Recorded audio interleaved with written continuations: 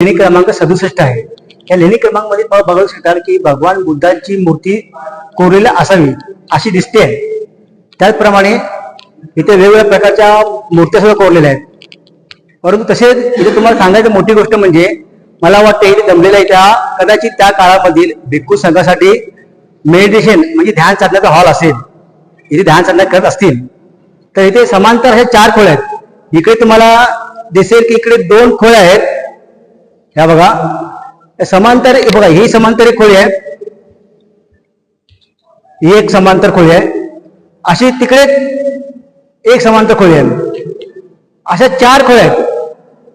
तर मला वाटतं त्या काळातील लोक ध्यान साधनेला इथे येत असतील आणि जे मेन भिक्खू इथे त्यांच्या वास्तव राहत असतील ते 4 भिक्खू इथे 4 रूम मध्ये राहत असतील आणि प्रत्येक भिक्खूला चांगला राहण्यासाठी रूम दिलेला आहे. रूम बांधलेला असेल तर